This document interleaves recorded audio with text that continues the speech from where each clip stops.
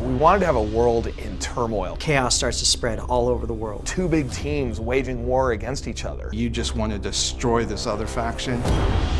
End of Nations really began as a core idea. What would the very near future be like if the economy actually did collapse? If, the world really gave rise to a military power that controlled everything? We wanted to have a definite villain, which is the Order of Nations. Under the guise of a goodwill mission, they start providing the peace and stability that the world's governments are unable to provide. And before anyone realized it, they had the power. Now they feel that their one world order is a very good thing that's key to the success of the planet. But there's a lot of rebellious forces because the Order of Nations strips you of your civil liberties. There's a lot of forces that want their freedoms back.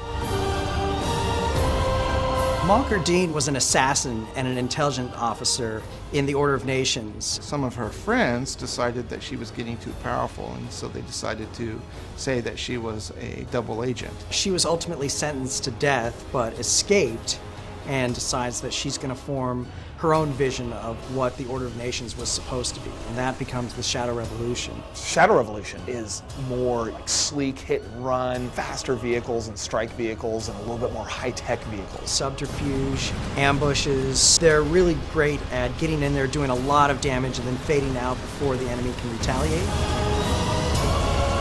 The Liberation Front is more about your democracy. They believe in honor and integrity. They believe in the way things were. The Liberation Front was a culmination of several different resistance movements started in the United States. It took somebody like Alec Chase, who was a war hero, to kind of unite these different resistance groups. It was when he was reassigned to quell a riot in Miami that he went AWOL because he refused to turn against his own citizens. Then he teamed up with Mary Dickinson, who was the deposed Lord Chancellor in England, and together they formed the Liberation Front. The Liberation Front, a lot more big traditional heavy-duty tanks and aircraft and hardware. They look for the straight-up fight. They're not the types that hide in shadows and duck around corners. They come out with all guns blazing.